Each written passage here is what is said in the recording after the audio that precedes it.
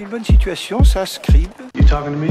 What's your name? On m'appelle Garance. Ça fait des mois qu'on s'est pas parlé. Je sais pas si j'ai manqué au cinéma français, mais à moi le cinéma français a manqué follement. Et si on vous demandait d'aller dans la rue et de poser à des inconnus la question « Êtes-vous heureux ?» Nage droit devant toi, nage droit devant toi. Comment? This is not a joke. Harry Potter is dead! Et bien sur un générique d'Elsa Morel, ravi de vous retrouver pour la 7ème de l'émission Était presque parfaite, votre nouveau divertissement sur le cinéma. Au programme du jour, la critique de 3 films dont Nicky Larson, le dernier film de Philippe Lachaud, mais aussi La Favorite avec Emma Stone et Rachel Weisz, et enfin Vice, le biopic sur Dick Cheney avec Christian Bale. S'en suivra un débat sur les nominations aux Oscars cette année. Nos chroniqueurs donneront leurs avis sur les films nommés et connaissant certains avis, ça devrait pulser dans les chaumières. Nous relancerons aussi. Ouais, c'était quoi ce. C'était quoi ça? Excuse-moi, j'étais pas prêt. Mais c'est pas. Dans les chaumières. J'invente des expressions, c'est les chroniqueurs. J'adore. J'adore en fait. C'est sympa comme expression. Nous relancerons plutôt le 6ème concours avec toujours à gagner 2 places pour la Cinémathèque ainsi qu'un mois d'abonnement à la Cinétech, notre nouveau partenaire. Pour ceux qui ne connaîtraient pas encore, la Cinétech c'est un site de VOD proposant des films conseillés par de grands réalisateurs. Et on terminera avec un blind test, vous m'en direz des nouvelles parce que c'est un blind test bien sympa. Je vais sans plus tarder d'ailleurs présenter les chroniqueurs de cette émission avec un petit nouveau. Il a récemment eu sa licence de cinéma, passionné de films musicaux dont Sexy Dance. Il est aussi le community manager de l'émission. Il est tout jeune, tout beau, tout pimpant, mais ne sait pas encore dans quel piège il s'est fourré. Il risque de pas finir intact, c'est moi qui vous le dis. Accueillons Julien Rosenblum. J'ai très peur maintenant. Ben oui, c'est ça. Et j'ai une question. Est-ce que tu t'es préparé, genre le jeu du bluff par exemple, le jeu culte de cette émission, est-ce que tu t'es préparé ou pas? Mais je suis toujours prêt, Aurélien. Toujours prêt à bluffer Toujours. Eh ben, on a hâte de voir ça dans un instant, parce que je vais quand même présenter les autres chroniqueurs. Nous retrouvons celle qui s'apprête à partir en Australie pour 3 semaines. On va la regretter car elle était un peu la Dick Cheney de l'émission. Toujours le mot juste, pleine de conviction et surtout le cœur sur la main. Je vais pas vous mentir, elle se murmure qu'elle partirait pour créer son propre podcast intitulé « Mais pourquoi Jonathan Cohen a-t-il la diarrhée dans Premières Vacances ?» C'est Elsa Morel. Moi je pose les vraies questions dans cette émission. Ben oui, j'ai pas peur. D'ailleurs j'ai un peu la voix de Dick Cheney aujourd'hui, je dois l'avouer. C'est vrai, mais est-ce que t'es aussi gentil que Dick Cheney? Mais j'ai grand cœur mais grand pouvoir aussi. Grand pouvoir. On a hâte de voir ça et d'avoir ton avis sur le film Vice.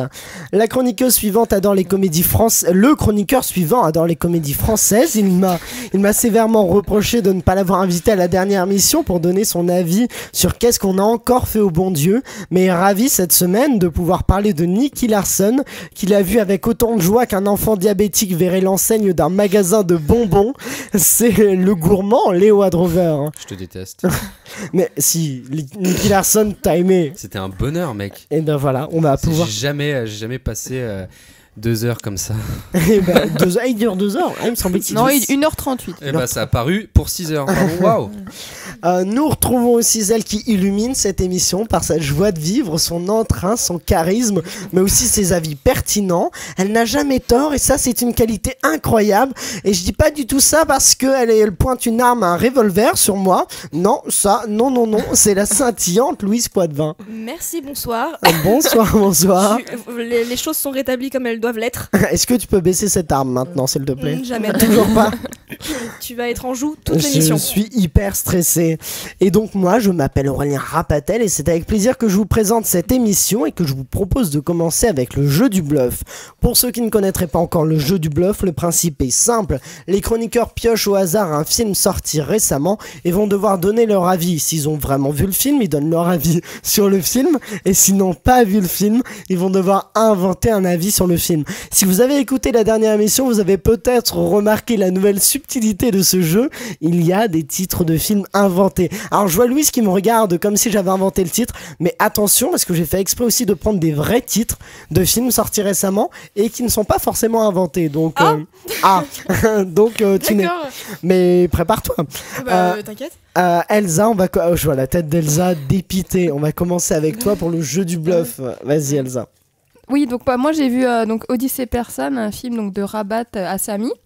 Et donc en fait c'est l'histoire d'un homme qui va retrouver ses parents en fait en Iran parce qu'il les avait perdus de vue en fait et il décide de les retrouver parce que son père est malade. Et en fait ça m'a beaucoup touchée dans le sens où c'était pas larmoyant, etc. Le réalisateur était beaucoup dans la retenue et a voulu beaucoup plus se concentrer sur le passé comme ça de ces personnages pour vraiment ramener l'émotion de cette relation entre le père et le fils. Et du coup ça m'a beaucoup touchée. Oh, il y a Julien. Mais tais-toi. Bah attends, elle était en pleine séquence émotion. J'ai pas fini, tu permets, ça m'a touché. Attends, elle a dit, juste avant de dire j'ai pas fini, elle a dit j'ai pas vu. Elle vient de se...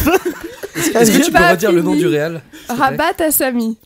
Ah oui. Ah non. Je vais le googler. Non, personne ne sort son téléphone. Je suis déjà à moitié grillée de non. partout. Bah non, mais non, peut-être que t'as... Non mais si. Bah Louise, est-ce que t'y crois? J'y crois pas, parce que tu t'es grillée toute seule. Bah mais c'est bien joué. Genre, je sens une volonté profonde, quoi. Mais tu l'as Non, créé, elle en ce faisait film trop, elle en faisait trop. Mais c'est un film. J'ai créé ce film.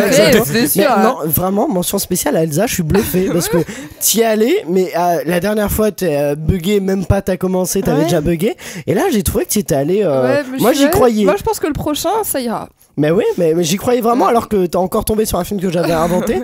Mais c'est pour ça que j'ai vérifié, je me dis, mais attends, elle a l'air d'être à fond alors que j'ai inventé.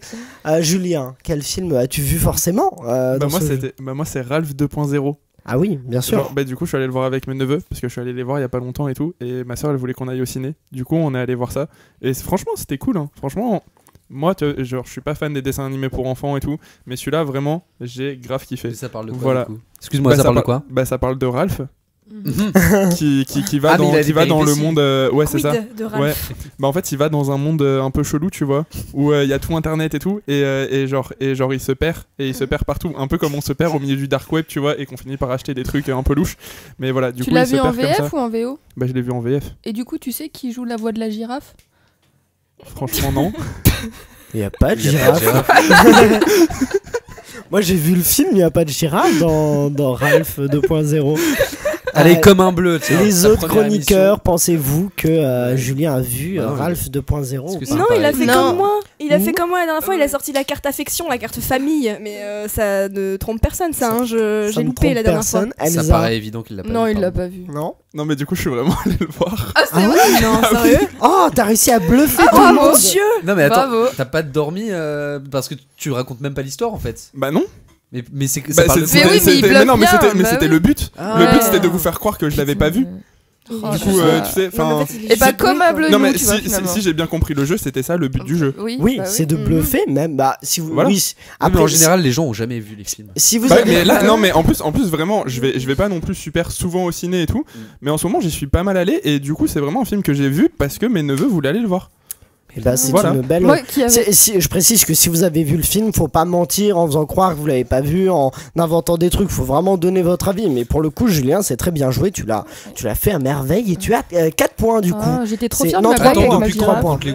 Et depuis que je suis là. Allez, sérieusement, mais attends, moi j'ai Louise. gagné. Mais ça, c'est parce que je suis nouveau. C'est ça. Bah, c'est mon chouchou. Super. Louise, je t'aime. Moi j'ai vu tout ce qu'il me reste de la Révolution. Je trouve ce titre très long, mais je l'ai grave vu. Ouais. Grave vu le titre, ouais. On y croit bien sûr. Surtout que vous avez pas vu, on est à la radio, mais vous avez pas vu que Louise a quand même pris son papier pour lire le titre. Alors c'est quoi déjà tout ce qui est la Révolution? Ah, d'accord. Je l'ai lu 15 fois. Ouais. Pour être bien sûr que je l'avais vu. Oui. Et ça parle de quelqu'un qui s'en sort après la Révolution. Je vais pas y arriver. En même temps, tu te moques de moi ou quoi?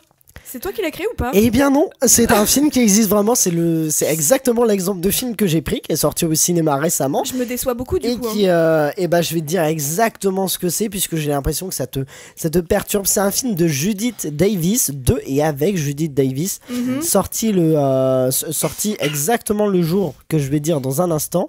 Ça parle de quoi? Ouais, nous on veut le synopsis, s'il te plaît. Là, je suis perdue. Angèle, jeune urbaniste récemment licenciée par ses patrons de gauche, reconvertie sans l'avouer à l'économie de marché, profite de son temps libéré pour militer en compagnie de sa copine sculptrice Léonore. Je vais peut-être pas tout lire parce que c'est un bon film de gauche quand même. Hein. Je voulais que ce soit Révolution française, moi je sais pas, j'avais envie d'un truc en costume. Mais là, pas mal. Moi j'imaginais un petit film iranien, tu sais, ou espagnol. Non, j'étais un truc un peu d'un truc avec. Là, la réal, elle est sur le chat en direct de l'émission, elle est en train de vous insulter là. Oui. Non mais on l'aime. Il faut qu'on lui dise qu'on l'aime quand même. Hashtag LEP podcast, elle est en train de dire cette émission elle est top. Oh bah non. Elle est marquée Julien ne revient plus jamais. D'accord, je m'en vais. Léo, quel film as-tu vu? Alors moi je suis allé voir Un grand voyage vers la nuit. Donc c'est un film japonais qui est sorti au Festival de Cannes en hors compétition cette année, que j'ai vu en streaming. Alors qui est sorti au cinéma il y a 2 semaines. Moi ça fait 3 mois que je l'ai vu en streaming parce que je suis en avance sur tout le monde. Vachement beau. En fait il y a une image sublime dans ce film et ça rappelle un petit peu les premiers films de Wong Kar-wai. Donc Les Anges Déchus et comment ça s'appelle, Chungking Express. Une espèce d'esthétique un petit peu qui part. Je vois la tête de Julien dubitative. Ah non, je te jure, c'est magnifique. Je te jure. Surtout la famille.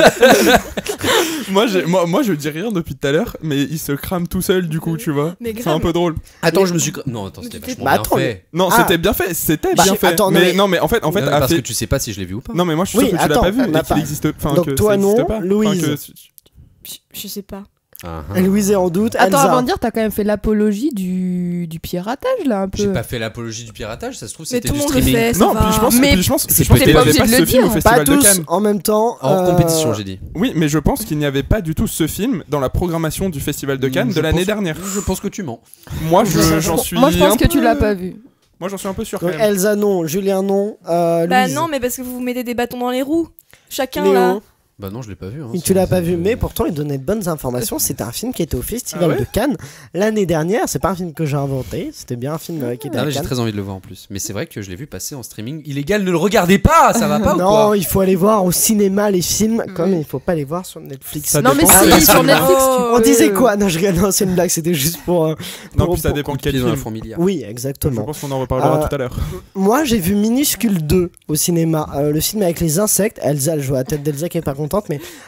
Et j'avais vu le 1 que j'avais bien aimé et le 1 qui avait hyper bien marché, qui avait fait plus d'1 million d'entrées. Du coup je suis allé voir logiquement le 2 et ils vont en Guyane et c'est moins intéressant parce que justement en fait c'est les insectes qui, en gros il y en a un qui se retrouve dans une boîte et qui part en Guyane et c'est leur aventure en Guyane avec de nouveaux insectes, de nouveaux personnages et j'avoue que moi ça m'a un peu moins intéressé que le 1. J'ai trouvé ça un peu long et les enfants j'ai pas l'impression que ça leur ait plu non plus. Donc voilà. Attends, moi, quand tu dis les enfants, c'est tes propres enfants. Non, ma femme et les gosses, ils ont pas trop kiffé. C'est un film pour enfants et dans la salle, j'ai pas l'impression que c'est plus outre mesure. Moi j'ai une question. Oui. Est-ce qu'on est sûr que c'est en Guyane?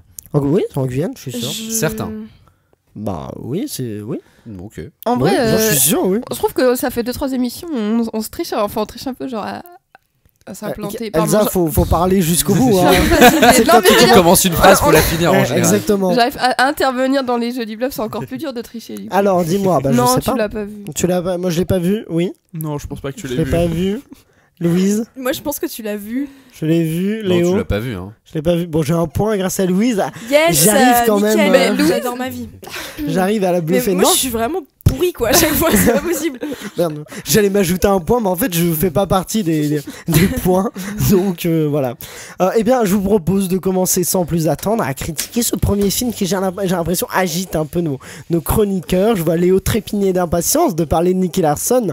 Alors commençons, il s'agit donc du dernier film de Philippe Lachaud, réalisateur de Babysitting 1 et 2, ainsi que d'Alibi.com. C'est quand même un jeune réalisateur, c'est la bande à Fifi comme on les appelle, qui sont de plus en plus en vogue, qui font des millions d'entrées au cinéma.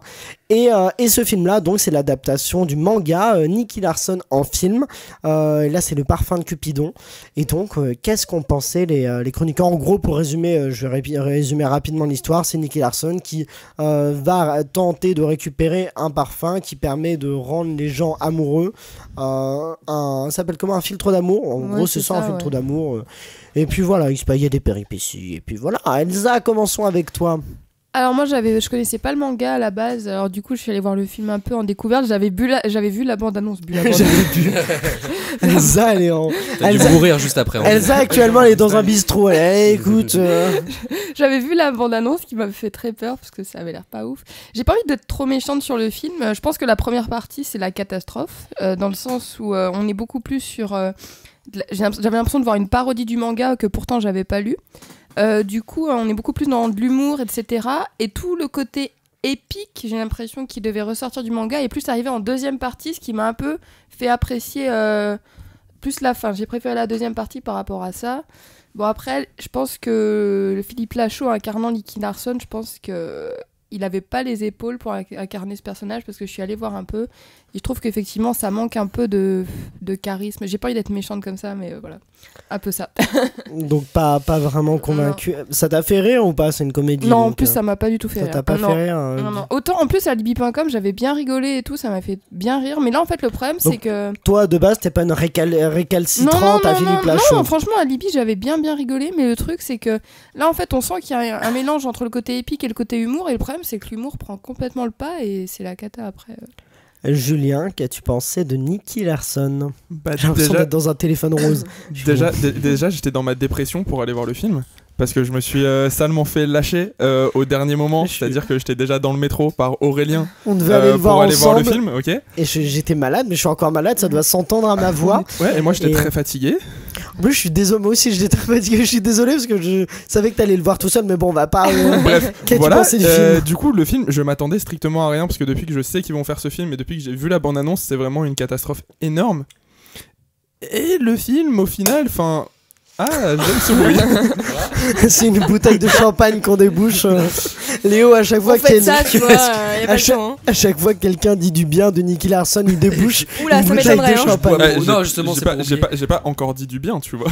Ah ouais. Non, mais je m'attendais à rien. Et j'ai eu ce à quoi je m'attendais, tu vois. Rien. Ouais, voilà. Non, mais c'est-à-dire que le film est déjà. Enfin, tu t'attends à tout. Il n'y a pas plus classique que ce film-là en termes de scénario. Enfin. Je sais pas, mais tous les pseudo-retournements de situation, parce qu'on peut pas appeler ça des retournements de situation, tu t'y attends depuis 20 minutes déjà. Et Philippe Lachaud, c'est une catastrophe. Il ne va pas du tout au rôle. Genre c'est...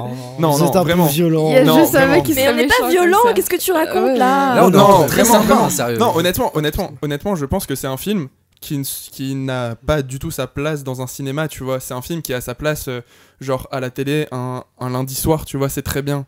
Un mercredi soir, aller à la limite. Ça fait un peu sketch, tu veux Non dire. mais c'est ça, non mais en fait c'est... Après, le seul truc qui m'a surpris agréablement dans le film et que vraiment je tiens à souligner, c'est que tu sens que ils ont pris du plaisir à le faire et ils ont pris... genre... Tu sens que eux ils ont kiffé ce qu'ils ont fait et qu'ils adorent Nicky Larson à la base et que c'était vraiment un rêve de l'adapter, tu vois, et qu'ils en ont fait vraiment un truc à leur sauce. Et ça, c'est un truc qui m'a un peu touché, genre j'ai un peu de compassion pour eux en fait. Tu sais, j'ai l'impression d'être à un enterrement là. Je vais pleurer là. Non, mais voilà. Et du coup voilà, c'est le seul point positif. Après sinon Philippe Lachaud dans le personnage, il est juste horrible. Enfin, je suis désolé pour lui parce que mais je trouve que en plus le pire c'est qu'au fur et à mesure des films je trouve que toute cette bande ils se caricaturent eux-mêmes en fait. Oui, je comprends un peu. Est-ce que t'as un peu ri ou ça t'a pas du tout fait rire? Je sais pas. Alors strictement pas. Ah ouais. Je vais pas mentir, il y a forcément 2-3 vannes un peu qui ont dû faire rire, tu vois, parce que forcément à un moment mais j'étais vraiment dans le désespoir intense, je tiens à le signaler, tu vois. Mais et du coup non, j'ai pas beaucoup ri. Mais après, il y avait des jolies filles. Voilà, là, on atteint le point Harvey Weinstein. Et du coup... il y a Louise qui... Louise, qu'as-tu pensé? Non, mais je me mets dans le rôle de Nicky Larson. Non, mais en fait, personne ne parle du sexisme, là, 2 secondes, là. On peut se mettre d'accord ou... Parle-en. Je suis énervé. D'accord. Je vais... Alors, préparez-vous, parce que ça va faire mal. Avec des arguments. Non, mais le propos du film est horrible. On a des blagues sexistes H36 et jamais c'est remis en cause. C'est le personnage pour être l'avocat du diable. Non, laisse-moi finir, Aurélien. Laisse-moi finir. Est-ce que le manga n'est pas un peu... Est-ce que c'est pas l'adaptation du manga? Oui, mais le manga, d'accord. Non, mais c'est l'adaptation du manga, donc forcément, Nicky Larson, le personnage, c'est son trait de caractère principal, genre. Enfin, honnêtement, quand j'en parle avec mes cousins qui sont beaucoup plus vieux et tout, le seul truc qu'ils ont retenu de Nicky Larson, c'est que c'était un super enquêteur et qu'il aimait beaucoup trop les meufs et qu'il était trop obsédé en fait. Sauf qu'il y a une différence entre faire du personnage principal un beauf un petit peu machiste et d'en faire toute l'esthétique du film. Là, il y a... Merci. Voilà. Non, mais... Moi, je suis complètement d'accord. Est comme ça. Mais non, alors, je pense pas. Je te garantis que si. Et les épisodes de dessins animés étaient très très violents pour ça.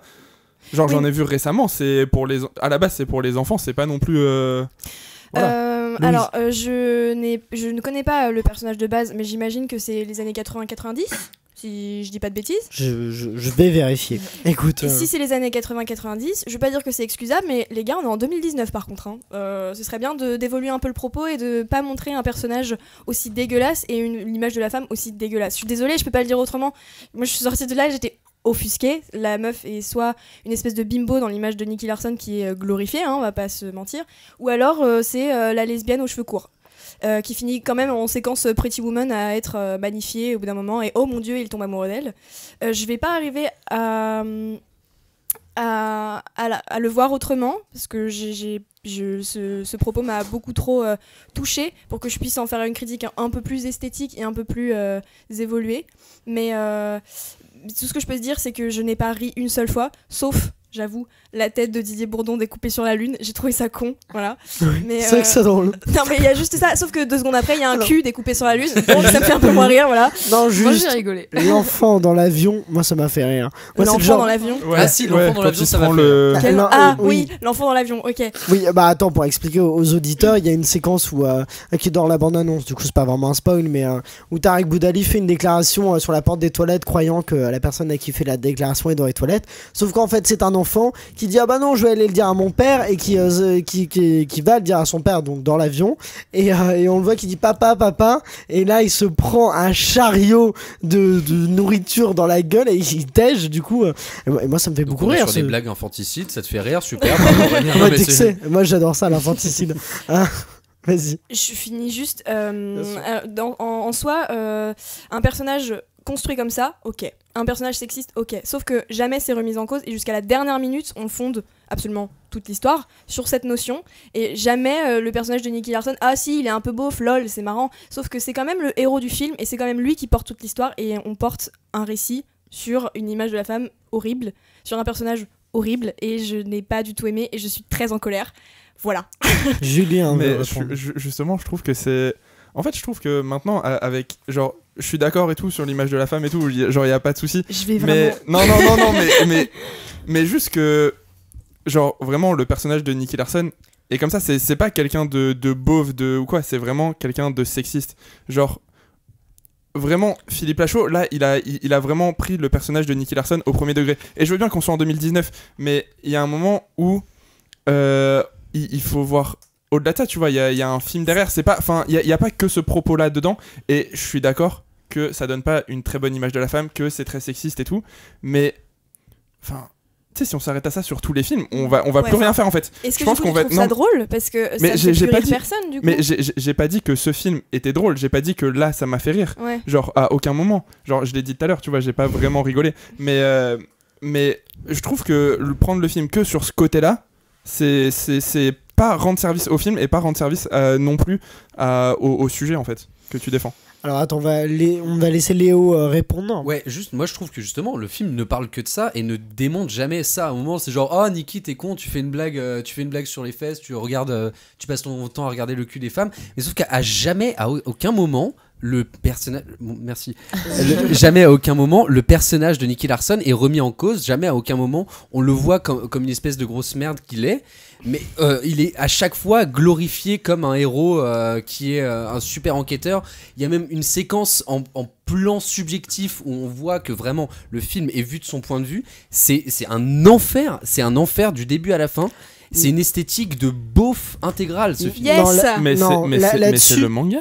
Enfin, les gars, il a c'est un film qui a 20 ans de retard et c'est un mauvais film qui a 20 ans de retard. Il aurait été mauvais 20 ans plus tôt, sauf que là, il est encore plus mauvais dans l'époque où il se trouve. Non, mais je suis d'accord que le film est mauvais, mais remettre ça que par rapport à l'époque et par rapport à ça. Eh ben, il aurait dû rester un manga alors. Je trouve que c'est abusé. Ça aurait dû rester un manga alors. Oui, si ça marche en manga, autant le laisser en manga. Je trouve qu'en film, ça marche pas du tout. Mais en même temps, le manga, il date. Mais je suis d'accord qu'un personnage comme ça aujourd'hui dans notre société c'est pas possible, tu vois, il y a pas de souci, mais enfin c'est juste que voilà le film il est fait et ça c'est vraiment pas un truc qu'il faut imputer à Philippe Lachaud et au film, c'est un truc qu'il a repris juste vraiment au premier degré du manga et qu'il a au final, je crois que c'est le trait qui se retrouve le mieux du manga, tu vois. Alors, attendez, moi, dans ce que... Pour répondre un peu à ce débat-là, moi je suis d'accord sur l'idée que ça vient du manga, donc c'est pas... j'accorde ça au manga. Et après, il y a un point de désaccord que j'ai avec vous, Louise et Léo, c'est que je trouve qu'il est un peu... qu'il dénonce quand même un peu. C'est Quoi pas... Pardon ? Non, mais là par contre, désolé. Hein. Non, mais il dénonce. Alors, c'est pas, on n'est pas dans un truc politique qui dénonce le sexisme, mais je trouve qu'il y a quand même... On voit que c'est un beauf, on voit que c'est un abruti, Nicky Larson. Ça reste le héros jusqu'à la fin. À un moment, il est montré comme un beauf ou un abruti. Hein. Ah bah si, c'est le personnage qui est considéré comme une lesbienne parce qu'elle a les cheveux courts, parce qu'elle est pas la bimbo qui remet un peu son personnage en cause, mais c'est tout. Je parle de Nicky Larson. Ah oui, elle. C'est le seul personnage qui la remet en cause et au final elle rentre dans ses carcans. Ah non mais je trouve que c'est vraiment moi honnêtement je suis sorti du film en me disant que c'est un abruti Nicky Larson. Je me suis pas dit il est hyper beau, il est hyper intelligent, il est hyper fort. Je me dis c'est vraiment un abruti. Donc et c'est pas juste parce que je sais pas, parce que je respecte les femmes, c'est parce que je trouve que le film quand même si ça le dit pas explicitement, implicitement on saisit que c'est quand même un bon gros con. Elsa, qu'est-ce que... Mais alors attends, parce que du coup après j'ai étudié un petit peu le manga, si je comprends bien il a aussi ce comportement pour cacher le plus possible ses sentiments à Laura, du coup sa copine, non, l'autre personnage principal féminin. Mais le truc c'est que je me demande en fait si c'est la bonne histoire finalement pour une première histoire pour présenter un personnage à adapter au cinéma, parce que du coup effectivement ce qui peut gêner c'est tout d'un coup on la voit qui elle est déjà amoureuse de lui déjà amoureux d'elle, mais sauf qu'effectivement vu leur caractère à chacun qu'ils ont, effectivement on se demande comment ils ont pu tomber amoureux l'un de l'autre, parce qu'en fait ça se voit pas du tout à l'écran. Je pense qu'il aurait fallu une espèce une première adaptation qui soit beaucoup plus ancrée sur le début de leur relation, qu'on s'attache déjà à leur personnage, pourquoi ils sont tombés amoureux l'un de l'autre, avant de nous présenter quelque chose d'aussi radical, je pense. Et c'est pour ça que c'est pas passé. Mais je suis d'accord avec toi, je trouve que ça se voit que c'est un beauf, Nicky Larson. Et du coup ce qui a manqué justement c'est le côté épique a priori qu'il y a dans le roman. Mais dans le manga, c'est ça. En fait, il manque le côté genre badass de Nicky Larson. Là, il a montré juste. Enfin, il a voulu faire des séquences badass et tout, mais sauf que c'était lui l'acteur. Du coup, il a pas le charisme qu'a Nicky Larson dans le manga. Et enfin, en fait, le problème c'est pas qu'il a pas de charisme, parce que Philippe Lachaud, il a un certain charisme, mais il a son. Non mais je suis pas d'accord. Non, attends, Léo, non, laisse-moi finir cette phrase. Il a un charisme, le sien. Oui, c'est tout, tu vois. Et genre, pas de là à adapter un vrai héros ultra badass comme peut l'être Nicky Larson. Moi, en ce qui me concerne, Philippe Lachaud, c'est un acteur-réalisateur que je trouve plutôt talentueux. Non, acteur, pas forcément, je vois la tête de Léo. Acteur, si ça va, mais effectivement c'est pas incroyable, mais je trouve qu'il a des idées. Babysitting 1 et 2, moi je trouve ça hyper drôle, c'est des films qui me font beaucoup rire, et le 2 plus que le 1 pour Babysitting, alors je vais peut-être choquer des gens, mais Babysitting 2 je trouve qu'il y va encore plus fort, et il le fait bien, et je trouve que c'est drôle, c'est osé, c'est de la comédie française qu'on n'a pas l'habitude de voir. On parlait la semaine dernière de qu'est-ce qu'on a encore fait au bon Dieu. Pour le coup je trouve que Babysitting 2 c'est une version, c'est quelque chose où il se passe des choses, on rigole, et c'est de la comédie des gags un peu à l'américaine, et il se revendique de ça d'ailleurs, Philippe Lachaud. Tandis que avec Alibi.com, où du coup je précise que Babysitting 1 et 2 c'était co-réalisé par Nicolas Benamou, Alibi.com c'est son premier film qu'il a réalisé tout seul.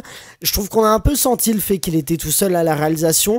Moi j'ai trouvé ça drôle quand même, Alibi.com, mais il y a des petits défauts, ça manquait un peu de rythme, ça manquait de choses, et là Nicky Larson effectivement, pour moi clairement c'est son moins bon, ça m'a pas fait rire, j'avoue que ça m'a très peu fait rire. Les gars qui m'ont les gars qui m'ont plus fait rire, ce sont le truc de l'avion, c'est des trucs très américains, des gags très visuels, des trucs sur lesquels j'ai trouvé que justement il innovait avec Babysitting 1 et 2 pour la comédie française, je précise, et je trouve que là-dessus il a fait fort, mais avec Nicky Larson, c'est un fourre-tout de tout ce qu'il aime, c'est un fourre-tout de comédie américaine, avec un fourre-tout de scènes d'action américaine, avec du manga japonais, tout est mélangé dans un film, et je trouve que ça fonctionne pas, ça prend pas, mais après par rapport encore une fois, je vais le comparer à Qu'est-ce qu'on a encore fait au bon Dieu, mais c'est les 2 films français qui sont en concurrence un peu ces dernières semaines. Je trouve que c'est un peu plus intéressant quand même parce qu'il y a des audaces quand même. Il y a des audaces visuelles, il y a des audaces dans la mise en scène. C'est quand même, il ose des choses, Philippe Lachaud. C'est pas très réussi pour Nicky Larson, mais j'ai quand même envie de le reconnaître cette audace-là. Je vois Louise qui dit non. Attends, il y a Julien d'abord. Vas-y, Julien. En fait, je pense que surtout le plus gros problème de Philippe Lachaud, et là ça s'est beaucoup senti dans ce film, c'est que à partir du moment où il réalise et il joue, il veut beaucoup se mettre en avant, et je trouve qu'il se met de plus en plus en avant au fur et à mesure des films. Et c'était déjà un truc qui m'avait dérangé en partie dans Alibi.com, genre où il était beaucoup plus présent que dans Babysitting 1 et 2, et beaucoup plus tu sais, l'homme qui sauve tout et tout, tu vois. Alors qu'à la base dans Babysitting 1 tout se passait entre potes.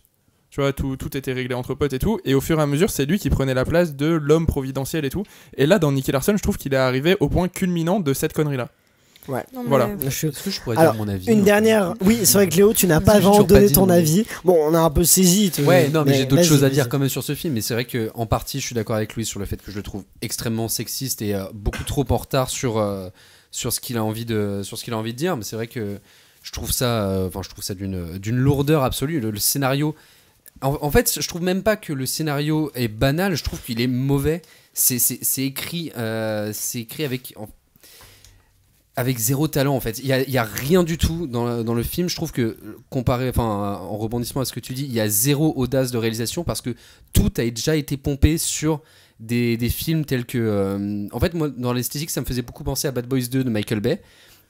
Je trouve qu'il y a une esthétique. Il y a une esthétique dégueulasse au niveau de l'image. Je trouve que tous les plans sont clichés, tout a déjà été vu et revu. Les gags, je crois qu'il y a 2 gags à garder dans ce film. Il y a le truc du gamin aux toilettes, ça j'avoue que j'ai un peu rigolé. Et le truc des canards qui suivent le mec qui tombe amoureux. Ça c'est drôle. Ouais, mais ça c'était attendu. C'est marrant. Mais sauf que sur un film d'une heure et demie, sur un film d'une heure et demie, heureusement qu'il y a 2 gags ou 3 qui te font rire. Sinon, le reste, moi je trouve que tout peut partir à la poubelle, tout peut partir au chiottes. Après, je crois que, en tout cas pour Julien, Elsa et moi, on n'est pas en train de dire que Nicky Larson est un bon film. On est en train de dire que c'est pas si c'est pas ouf, mais attends, c'est mauvais. Non mais vous l'enfoncez tellement qu'on dit faut pas non plus moi je suis en colère de toute façon. Être aussi extrême. Moi ce film pareil m'a foutu en colère. Moi je trouve qu'on est mieux en Corée du Nord que devant ce film. Elsa. Je suis pas allée en Corée du Nord donc je peux pas comparer, mais mince, tu m'as fait perdre ce que je voulais dire. Moi j'aurais voulu y aller pendant ce film. Juste par rapport, oui c'est peut-être le côté sexiste qu'on n'a pas ressenti. Je pense que c'est fait aussi par rapport effectivement au manque de nuances dans le jeu de Philippe Lachaud. Du coup je pense que c'est pour ça qu'on a tous, il a pas réussi à donner une sensibilité à son personnage. Et la deuxième chose que je voulais dire, c'est que ça montre aussi toute la difficulté de transposer un média à un autre, parce que finalement peut-être ce personnage là qui existe dans un univers animé, vu qu'on a l'impression que c'est moins réel, peut-être dans un animé ça passe mieux, alors que tout d'un coup là le voir en vrai dans un film, ça nous rappelle une certaine réalité, on se dit ah ouais c'est pas possible. Non, moi je suis d'accord avec ça. Je pense que c'est un film qui aurait pas dû être adapté. Non, ça je suis d'accord. Non mais ça mérite adapté, oui, mais il faut une espèce de modernisation, quelque chose comme ça. Il a le droit, mais le problème c'est que ça manque de nuances. Non mais c'est ça, avec une esthétique qui rappelle un peu le manga, parce que là ça rappelle des films d'action hollywoodiens des années 2000. C'est ça. Et des films porno. Moi j'ai vraiment...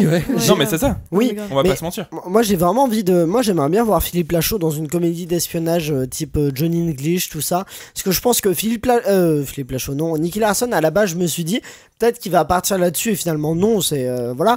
Mais je pense qu'un truc genre Johnny English, des comédies d'espionnage comme ça, il peut être drôle à côté. Mais il peut drôle, tu vois. C'est marrant, j'ai pas envie de le revoir pour le coup. De quoi du tout. Au cinéma, j'ai pas envie de le revoir. Moi, j'ai envie de prendre mon féminisme roulé dans un coin et attendre ma mort patiemment, tu vois. Non, mais Philippe Lachaud, il est pas si mauvais que ça, je pense. Mais même, je trouve plutôt bon, et pas pour Nicky Larson, mais pour ses autres films.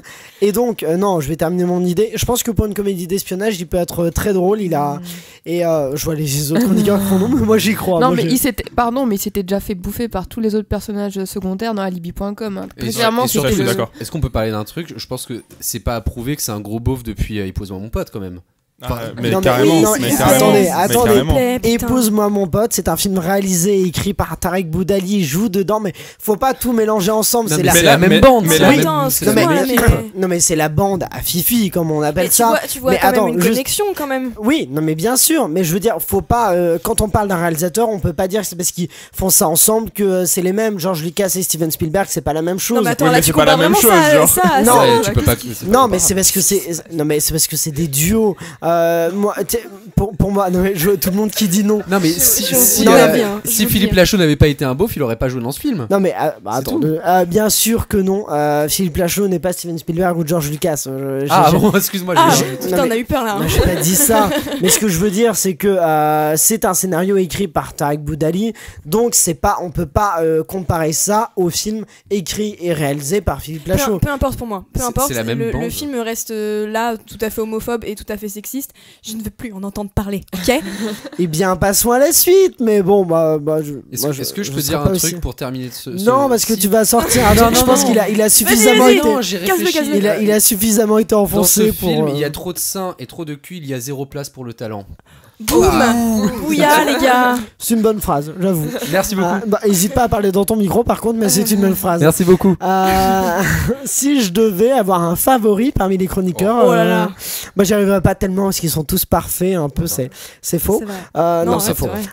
Mais Olivia Colman, elle a une favorite dans le film du même nom du réalisateur Yorgos Lanthimos, et avec aussi Emma Stone et Rachel Weisz. Et donc on va un peu parler de ce film-là, très différent de Nicky Larson. Je pense qu'il y aura moins de débats. Pour résumer le film, en gros, c'est donc Olivia Colman qui joue une reine et il va y avoir des petites tensions entre celles qui veulent être ses favorites, jouer donc Rachel Weisz qui est sa favorite de base et Emma Stone qui s'incruste un peu dans ce duo et qui sème le trouble. Commençons avec la vie de Léo. Tiens. Oui. Alors juste, elle joue la reine d'Angleterre, pour le coup, c'est assez important de le préciser. Pardon. D'accord. Non mais je suis chafouin sur l'histoire, écoutez. Non, moi j'ai trouvé ça vachement bien. Chafouin, ouais, je sais pas pourquoi. Putain, j'aime bien. On propose. Mais non, moi j'ai beaucoup aimé La Favorite. Alors je t'avoue que le seul défaut que j'aurais à dire sur ce film, c'est qu'il y a des longueurs, je trouve. Je me suis un peu... Ah bon. T'as l'air d'accord avec ça. Non, je me suis un petit peu ennuyé à certains moments. Je t'avoue que... je trouvais ça un petit peu long, mais je trouve que la réalisation est remarquable. Et autre point sur lequel je suis un petit peu déçu de La Favorite, c'est que j'ai vu les autres films de Yorgos Lanthimos, donc c'est-à-dire The Lobster et La Mise à mort d'un cerf sacré, et je trouve qu'en fait Yorgos Lanthimos, c'est un mec qui arrive à te foutre une ambiance macabre, glauque, qui arrive à te mettre dans un mood que t'as jamais vécu avant. Genre, tu ressors déprimé comme pas possible de ces films. Et là, j'ai pas ressenti ça. C'est peut-être pas obligatoire de sortir déprimé des films de Yorgos. Non, mais du coup. Mais tu as un cœur de pierre de toute façon. Écoute, moi, je déteste la vie. J'ai une question. Louise, as-tu pleuré devant La Favorite? Non, j'ai pas pleuré cette semaine. Je reviendrai vers toi, Léo. Ah bon, d'accord. Cette question me turlupinait. Mais je sais, psychopathe qui chiale, voilà, je suis devenue...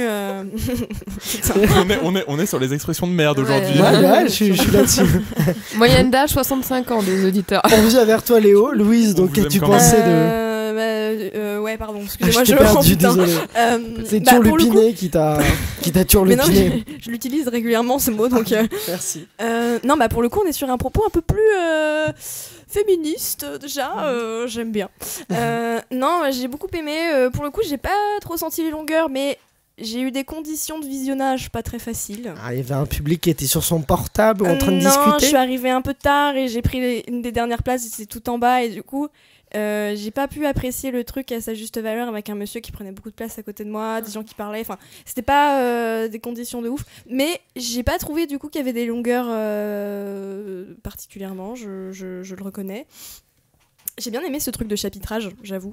Non, là avec Julien on arrive en disant non, surtout pas. Moi, je crois que Julien et Aurélien ne sont pas d'accord. Oula, vas-y. Ils sont d'accord pour le coup. Dis-moi tout ce que t'as. Moi juste, je précise, la favorite, ça va, le chapitrage, je déteste que les films soient chapitrés.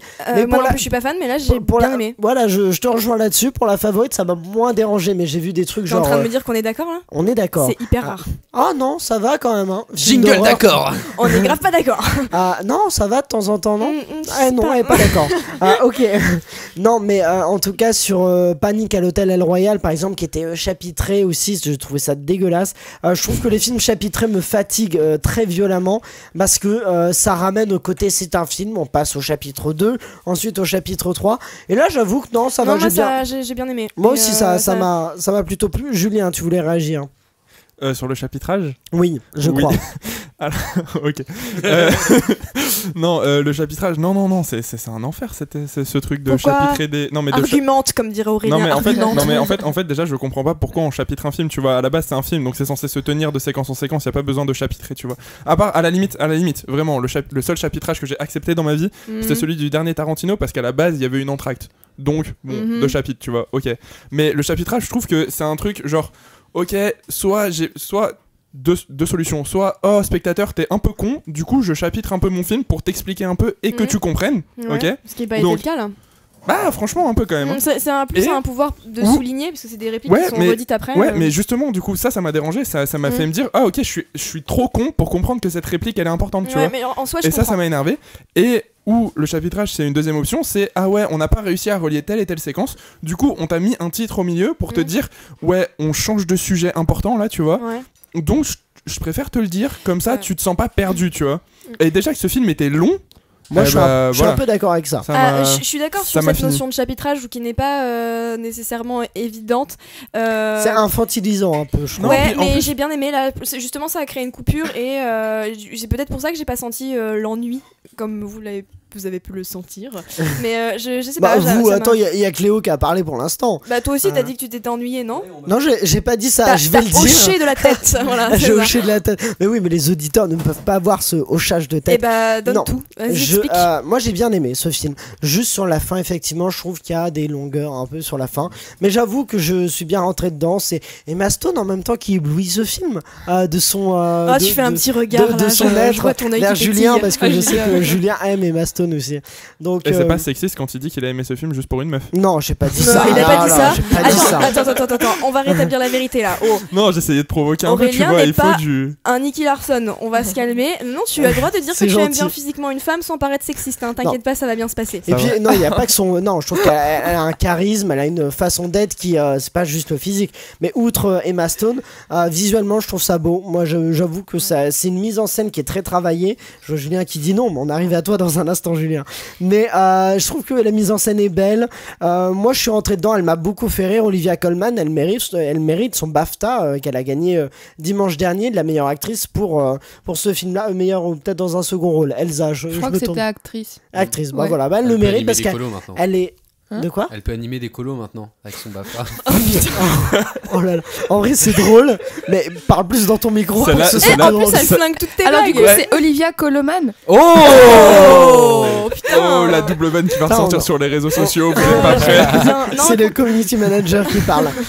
Non, mais du coup, moi, je la trouve très bien. Je trouve ce film assez beau. Voilà, c'est juste que je reprocherais, c'est des petites lenteurs sur la fin, mais sinon, moi, j'étais dedans, j'ai bien aimé. Okay. Julien, je t'en prie, donne ton avis. Non, alors déjà, moi, j'ai trouvé ce film très très long, alors qu'il l'est pas forcément, mais vraiment il dure 2 heures, c'est ça ? Ouais, je crois, je sais pas du tout, mais mais en soi, franchement, je vais pas mentir, il y a des moments où je me suis fait chier et j'ai vu le temps passer, mais alors que vraiment rétrospectivement parlant, j'ai vraiment apprécié ce film, genre je l'ai trouvé très beau et surtout l'ambiance, elle est vachement cool, genre c'est une ambiance, enfin en fait elle retombe jamais, tu vois, il monte un truc et ça retombe jamais et ça j'ai beaucoup aimé, mais bon déjà le chapitrage ça j'en parlerai pas parce que j'en ai déjà parlé et surtout tout simplement c'est ça, non, et surtout il y a des plans avec des plans qui m'ont fortement dérangé, genre avec la caméra grand angle et tout, genre vraiment je trouve ça moche. Mais ça c'est un truc qu'il fait dans tous ses films pour le coup. Ouais, je sais, mais alors pour le coup vraiment j'ai trouvé ça moche. Surtout en fait juste, après je précise que c'est le réalisateur de The Lobster que les gens ont pu connaître, avec il l'a déjà dit hein. Ah oui, mais attends, j'ai pas fini. Les chroniqueurs. Non, j'écoute pas. Je l'ai dit, mais on m'a coupé. La mise à mort du cerf sacré. Il l'a dit aussi. Ah oui, t'as vu les deux. Donc, voilà, merci Aurélien pour cette intervention. J'ai regardé les deux, j'ai revu les deux. Ah oui, d'accord, mais je suis désolé. Mais du coup, je veux bien qu'il fasse ça dans tous ses films, mais parce que en fait, j'ai pas vu les deux, alors que The Lobster, je veux vraiment beaucoup le voir. Voilà. Il est sur Netflix. Ah ouais, tu n'as plus d'excuses. Et du coup, il y a ça qui m'a dérangé parce que j'aime pas du tout ce genre de plan. En fait, je trouve ça juste moche. Et il y a aussi le fait qu'il ouais, c'était super argumenté. Après, on m'engueule, mais c'est sérieux. Non. Là-dessus, c'est un point de vue personnel. Non, mais de toute façon, je vois que je suis boycottée. C'est pas grave. Non, mais c'est Julien en même temps. Non, c'est ça. Moi, je suis à la base de cette émission, ok. Est-ce que tu dirais que c'est moche comparé à la scène en POV grand angle de Nicky Larson? Non, mais à la GoPro. Non, c'est un peu mieux. Non, et en fait, non. Par contre, il y a vraiment un moment où je me suis posé une question où ça m'a dérangé, genre ça m'a donné mal à la tête, mais c'était vraiment, je sais pas pourquoi. C'était des plans genre dans la chambre d'Olivia Colman justement, où en fait la caméra genre faisait des mini mouvements, tu vois, en plus. Dans un sorte de grand angle un peu chelou avec les personnages qui bougeaient, et vraiment cette séquence elle m'a vraiment donné mal à la tête et j'ai trouvé vraiment interminable, et du coup à ce moment là j'ai vraiment beaucoup décroché. Voilà, c'est juste ça. Elsa, qu'as-tu pensé de La Favorite? Non mais moi en fait, tu l'as pas vu? Mais oui, attends, mais parce que attends, j'explique pourquoi, parce que d'habitude je les regarde les films, mais là en fait j'ai été prise d'une grippe foudroyante cette semaine, du coup je n'y suis pas allée, et en fait j'entends un peu les critiques que je pense que j'aurais que je redoutais en gros en voyant le film. Vu, alors, mais oui, mais en fait moi j'ai du mal avec les biopics comme ça historiques très. C'est pas un biopic. Non, en c'est plus, pas un biopic. pour le coup moi je déteste. Ah non, merde. C'est un scénario. Non, attends, je dis de la merde. Je déteste les films historiques en costume. Tu confonds peut-être avec le film avec Margot Robbie et je sais pas, mais c'est attends, mais c'est les reines d'Angleterre, d'Écosse là. C'est pas des vrais personnages. C'est pas le même pays, attention. Mais c'est des vrais personnages dans le film. Ah non, dans La Favorite pas du tout. Enfin, il y a la reine d'Angleterre. Il y a la reine d'Angleterre, mais c'est tout. Elle joue Anne d'Angleterre. Oui, mais c'est pas son histoire. On sait pas. On est très documenté, hein, comme c'est des personnages, c'est des personnes qui ont vraiment existé. Mais est-ce que je suis pas sûr que ce soit vraiment un biopic? J'ai l'impression qu'ils leur ont inventé un peu des situations et des vies qui ne leur sont pas forcément arrivées. Mais c'est vrai que c'est déroutant parce que ça a vraiment une période donnée. Ça se passe au début du XVIIIe siècle. Donc je sais pas si ça se passe pendant la guerre de 7 ans. Parce que la guerre de 7 ans c'est au milieu du XVIIIe siècle. Voilà, je n'ai une drop l'histoire. Ça se passe pendant une guerre avec les Français. Mais moi par contre la sous-intrigue sur la guerre avec les Français, je l'ai trouvé génial. Non mais grave. En fait, tout le contexte politique était vachement bien fait. Ouais, non mais ça, je suis complètement d'accord. Mais vraiment, Elsa va voir le film parce qu'il est vraiment excellent. J'irai le voir quand je serai moins malade. Louise, est-ce que tu veux ajouter quelque chose? Désolée, j'ai pas compris tes signes. Est-ce que t'as quelque chose à ajouter ou pas? Non. C'est pas obligatoire. Non. Moi je suis venue, j'ai défoncé Nicky Larson et je repars. Tu repars directement. Au revoir Louise. À bientôt. Bon, Léo, non, personne. Ouais, non, moi, le seul truc que j'aurais à redire, c'est que je le trouve un peu trop en retenue, et du coup j'ai l'impression qu'il se fait un petit peu, il se retient un petit peu d'aller dans le plus glauque qu'il puisse faire, justement pour aller aux Oscars. Et enfin ça a marché du coup maintenant vu qu'il est nommé aux Oscars, mais on en reparlera tout à l'heure. On en reparle dans un instant. Mais je pense que du coup justement son film est plus accessible. Il me coupe ma transition. Non mais je suis désolé. Mais on n'a pas fini d'en parler. Non mais c'est vrai. Non mais Léo, moi je pense que c'est justement que ça rend son cinéma beaucoup plus accessible à un public qui touchait pas forcément avant. Ouais. Bon après moi je sens en fait j'ai l'impression qu'il a envie d'aller dans le glauque. Par exemple il y a juste un moment avec. Non mais juste. Non mais passer à la suite. Cette émission va durer 3 heures. Il y a des choses à dire. Écoute, il y a un moment où Emma Stone commence à marcher sur un lapin. Moi, je me suis dit, dans tous ces films, il serait allé jusqu'au bout du délire. Là, il l'a pas fait. Justement, c'est là où il surprend.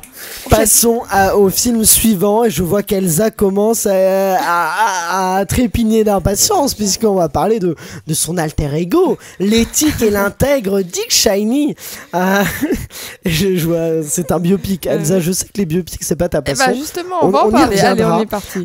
Tu l'as vu celui-là. C'est avec Christian Bale et Amy Adams. Et donc c'est un biopic sur le vice-président des États-Unis, Dick Cheney, sur un peu sa vie en fait jusqu'à sa présidence sous Bush et un peu l'après. Et donc on va voir quels sont les avis des chroniqueurs, en commençant par toi, la plus proche finalement. Eh ben non, mais alors finalement j'ai bien aimé, et du coup ça m'a fait réaliser qu'en fait juste désolé, je te coupe. Non, je suis désolé, mais faut que je précise quand même que c'est le réalisateur de The Big Short. C'est Adam McKay, c'est ça?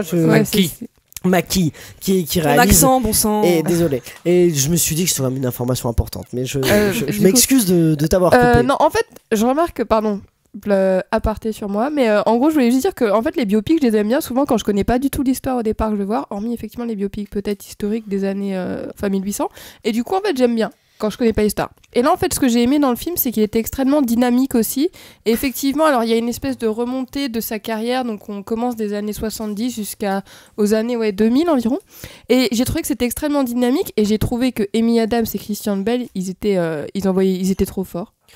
Oui. Désolé, non, petite question, t'avais vu The Big Short ou pas? Non. D'accord, ok. Et moi j'aimerais juste faire... ce que j'aime bien c'est que ça s'appelle Vice et c'est censé raconter donc l'histoire de ce personnage donc de Dick Cheney que je connaissais pas du tout, mais c'est aussi la question de comment est-ce qu'on laisse grossir un monstre comme ça dans la société et à quel point personne ne fait rien en fait. Et c'est tout le propos du film finalement, c'est qu'on part d'un espèce de point particulier pour arriver au général et montrer toutes les conséquences de ça. Léo, quel est ton avis sur Vice? Alors, moi, j'ai adoré Vice. C'est un réalisateur, Adam McKay, c'est un réalisateur que j'adore beaucoup. Alors, justement, j'avais pas trop aimé The Big Short. Donc, juste pour ceux qui ne connaissent pas, The Big Short, c'est un film qui raconte comment s'est passée la crise des subprimes de 2008. Et c'est aussi un film engagé, c'est aussi un film politique comme les Vice. Ça se voit un petit peu comme un film de braquage. Enfin, c'est un petit peu tourné comme ça.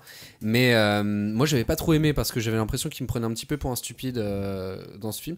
Peut-être qu'il faudrait que je le revoie aujourd'hui pour avoir un nouvel œil. Mais c'est aussi le mec qui avait réalisé Anchorman 1 et 2, qui sont deux des comédies les plus drôles de tous les temps. Yes. Et, merci beaucoup. Mais du coup, en fait, Vice m'a fait réaliser un truc, c'est que je trouve que pour un film politique, le thème de la comédie s'y porte super bien. Et Adam McKay, je l'ai trouvé exceptionnel en fait tout le film. Enfin, je trouvais que la réalisation, il y avait un niveau remarquable. Et en fait, je trouve que au scénario, il n'y a pas un si grand travail parce qu'on voit au final que c'est une structure de scénario plutôt classique qui fait son rise and fall normal, mais sauf que je trouve qu'il y a un travail au montage de ce film qui est ahurissant. Il y a un nombre d'images qui est extraordinaire. Moi, j'ai trouvé ce film monté d'une manière... j'ai trouvé ça super bien monté. Moi, je suis monteur de base et j'ai trouvé... ça m'a impressionné. Je voyais un petit peu tous les rouages derrière. Et j'ai l'impression que ça sort un petit peu de la structure hollywoodienne de base et ça retourne un petit peu plus en arrière vers une structure du nouvel Hollywood ou de la nouvelle vague au niveau du montage. Et j'ai trouvé ça remarquable et pour moi c'est mon petit chouchou pour les Oscars, hein, voilà. Ah bon, on va en reparler. Louise, je t'ai vu réagir sur les propos de Léo. Ouais, parce que je suis plutôt d'accord. Il y a juste un truc, mais du coup je crois que vous l'avez pas vu parce que vous êtes... C'est que Philippe Lachaud est un mauvais. Non mais ça suffit. Je rigole. Mais en fait vous êtes partis non pendant la séance avant la fin, non? C'est pas qui est on n'a pas vu la scène de fin, la scène dans le générique. À cause de Léo. Je vais en parler sans spoiler parce que je suis quelqu'un de talent. Et ben j'ai trouvé que c'était peut-être un peu en trop. J'aime pas trop les scènes post-génériques moi. Je sais pas pourquoi, mais et j'ai trouvé que c'était un peu. Moi, juste scène post-générique, je trouve ça intéressant parce que ça oblige les spectateurs à rester pendant le générique. Ouais, le générique est assez intéressant d'ailleurs, mais la scène, je l'ai trouvé. Le propos politique, il est là de toute façon, et j'ai trouvé que ça appuyait un peu.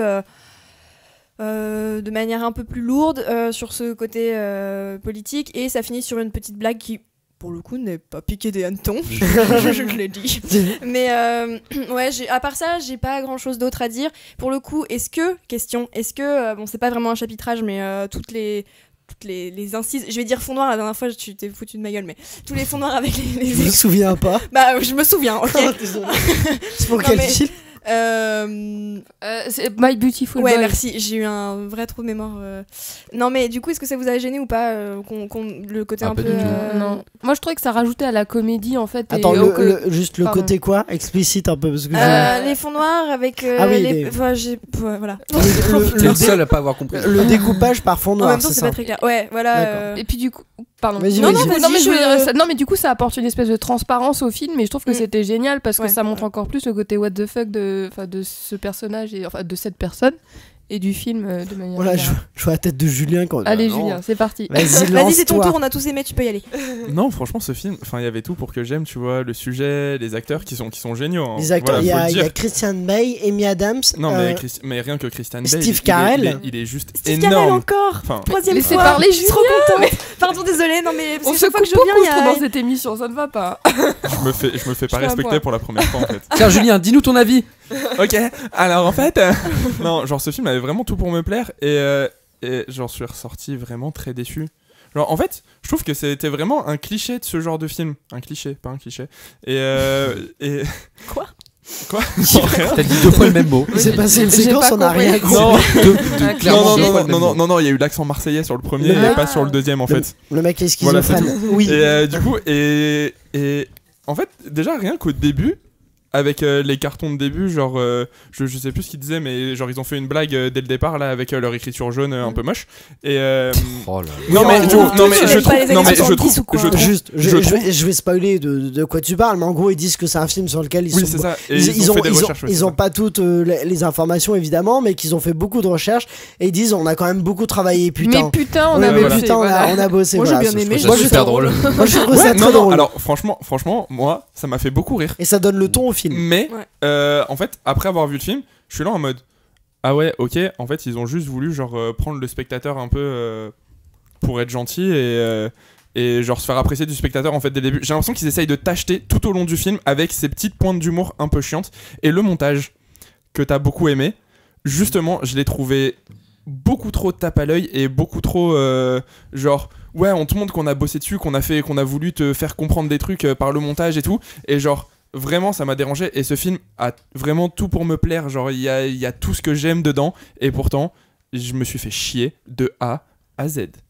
Moi, je vais donner mon avis aussi sur le film. Moi je trouve ça plutôt réussi, je trouve que c'est vraiment un très bon film. On reparlera des Oscars évidemment, mais j'avoue que s'il gagnait ça ne me déplairait pas. Et je trouve que c'est un film qui quand même ose des choses, qui propose des choses. Après il y a des petites lourdeurs, par exemple la voix off, je trouve que elle est un peu gratuite souvent, sauf vers la fin. Il y a un truc très astucieux que je vais pas spoiler, mais avec la voix off je trouve que c'est très malin ce qui se passe à la fin. Mais à part ça, je trouve que c'est trop long, c'est un film un peu trop long, et il y a des choses hyper intéressantes qui se passent à la fin du film, du coup, qui est sous la fin de la présidence de Dick Cheney, mais qui du coup... De quoi ? De Bush, ouais. Oui, de la vice-présidence de Dick Cheney, mais qui du coup passe un peu à la trappe parce qu'il y a eu des anecdotes au tout début, des flashbacks au tout début qui n'étaient pas forcément hyper pertinents, dont c'est pour caractériser, mais finalement on s'en fout un peu.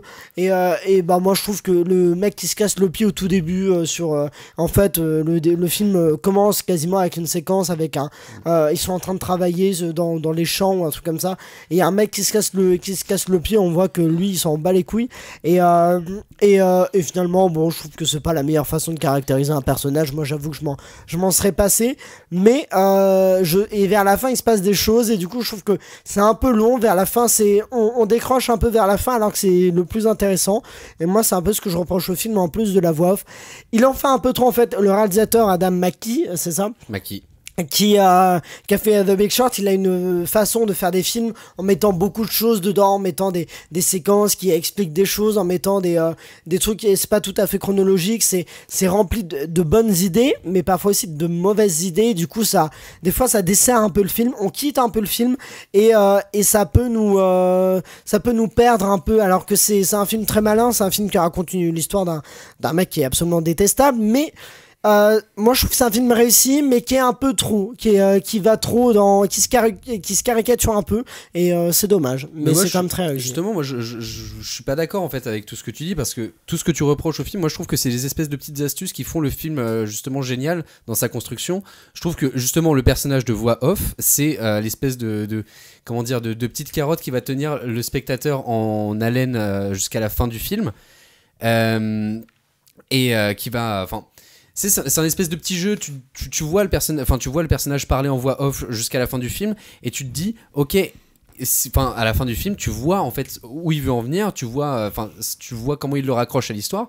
C'est un espèce de petit jeu en fait, je trouve, ce film, et il y a des espèces de petites fulgurances assez géniales. Moi je trouve que des moments le plus... c'est un jeu un peu lourd finalement. Je trouve qu'il se caricature un peu. Moi je trouve ça très malin l'idée, mais c'est comme The Big Short, c'est très malin, mais il fait un peu du sur ce qu'il veut faire. Et du coup je trouve ça un peu lourd. Louise, oui. Moi il y a un truc qui m'a beaucoup plu, c'est justement dès le début avec le premier, je sais pas comment on appelle ça, le premier intertitre, comme si on... Un carton. Oui, le carton, merci putain. On nous dit d'ores et déjà qu'il y a des trous dans l'histoire, il y a des choses qu'on ignore. Et le truc que j'ai aimé, c'est comment combler ces trous et toute la séquence où en gros le couple cite Shakespeare et la manière dont on comble un peu ces manques. Et j'ai trouvé ça vraiment hyper cool et trop astucieux et même un peu poétique. Donc, alors j'avoue que je m'y connais pas assez en Shakespeare, mais est-ce qu'il cite Shakespeare ou est-ce qu'il parle façon Shakespeare? Non, il cite. Je crois. Ouais, non, ils disent on va faire une scène façon shakespearienne. Ouais, et j'ai beaucoup aimé ça. J'ai trouvé ça hyper astucieux et trop cool. Voilà. Elsa. Attends, du coup, j'ai deux petites remarques. Je pense que c'est le meilleur rôle d'Amy Adams que j'ai vu au cinéma parce que c'est la première fois qu'on le voit dans. Du coup, tu parles hyper vite. Bah oui, parce que du coup, c'est le stress. Non, première chose, c'est que c'est la première fois qu'on. Dans le premier contact, elle est très très bien. Oui, mais en fait, elle a toujours de jouer des personnages fragiles et sensibles et du coup, là, ça fait du bien de la voir dans un rôle plutôt méchant et vraiment qu'elle tient le rôle parce que je l'avais vu dans The Master et peut-être qu'elle avait encore cette espèce de sensibilité naturelle qui ressortait. Du coup, ça empiétait sur son personnage. Je suis d'accord avec toi. Et du coup, là, on la voit, je pense que c'est son meilleur rôle où elle tient vraiment la barre. Et deuxième chose, je pense que. Juste, non, mais je reste sur Amy Adams. Non, mais je sais que j'ai ajouté un peu de temps, mais Amy Adams, je trouve que dans les biopics, souvent, les personnages féminins sont un peu desservis, servent un peu à rien. Et elle, genre, par exemple, First Man, je trouve que là. Et t'as aimé Nicky Larson, mais tu te moques elle vraiment joue pas dans First Man. Non, mais là, tu te moques du monde. Je viens de parler de biopic. Nicky Larson n'est pas un biopic. Dans First Man. Non, mais laissez-moi terminer mon propos. Attendez, laisse les autres finir. Vous m'avez, mais non, parce que je voulais rester là-dessus justement. Par exemple, First Man, mais vous allez tous vous faire couper vos micros. Mais c'est toi. Dans First Man, par exemple, c'est un biopic et la femme sert pas à grand chose. Je sais plus comment, Claire Foy, son personnage est pas très intéressant, tandis que là, je trouve que c'est un des rares biopics où le personnage féminin est intéressant. Il y a aussi Imitation Game avec Keira Knightley. Vas-y. Et deuxième chose, je trouve que en vrai, la filmographie américaine, ce que j'apprécie toujours dans la cinématographie américaine, c'est le fait qu'à chaque fois ils n'hésitent pas à critiquer ouvertement leur gouvernement. Enfin quand même, je trouve qu'on voit très rarement des films politiques français avec des acteurs vraiment très connus qui se permettent de critiquer par exemple ce qui peut se passer dans le gouvernement français, etc. vis-à-vis soit dans des conflits armés ou des choses comme ça. Bah, il est tuche 3. J'ai pas vu ça. Je pense qu'il y en a quand même. Julien. Moi, je voulais juste répondre parce que Elsa a dit quelque chose de très intéressant, mais du coup, je voulais répondre à Léo qui a parlé juste avant. Ah, oui. Et je trouve que justement, cette carotte du narrateur est chiante à mourir. En fait, quand je dis carotte, c'est dit vulgairement. Non, mais je suis d'accord avec toi qu'au début, ça marchait vachement bien. Et genre, pendant tout un temps, ça a marché ultra bien. Mais comme le film est beaucoup trop long pour ce qu'il est, bah ça pareil, ça dure beaucoup trop longtemps pour ce que c'est et il y a un moment où en fait j'en ai juste plus rien eu à faire et quand ils m'ont dit... Tu es insensible. Non, et quand ils m'ont dit qui c'était, mais j'en avais strictement rien à foutre, genre plus rien à foutre. Mais justement, moi, je trouve ça super touchant quand ils te disent qui c'était et ils te montrent tout le film qui c'était. C'est un américain lambda, je spoil pas ce qui se passe, mais où en fait Dick Cheney a toute une influence sur lui, sur toute sa vie et toute sa vie est régulée par les décisions de Dick Cheney jusqu'au cumulement. Louise, Louise, est-ce que tu veux ajouter quelque chose? Bah non, grave. Qu'est-ce que c'est? Oui, grave à quoi? Ouais, je suis d'accord, mais moi j'ai toi, ça la a bien voix fonctionné off, sur moi. Ouais, d'accord. Ouais. Non, moi je rejoins Julien, mais l'inverse, moi sur la fin, ça m'a plu. Et sur le début, moi j'ai trouvé ça un peu gratuit. Est-ce que je peux dire une toute dernière chose? Non, même pas.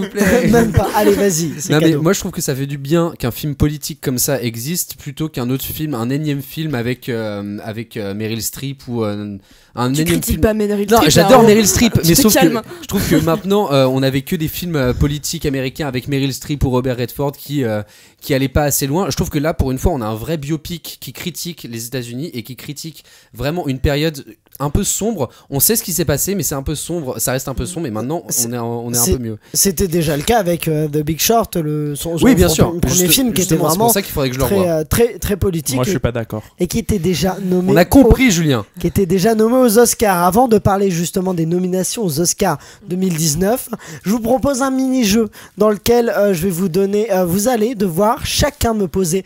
Vous êtes tous ensemble, vous êtes une équipe unie. Les 4 chroniqueurs, vous allez Comment devoir chacun. On est grave pas unis, hein, l'équipe des chroniqueurs.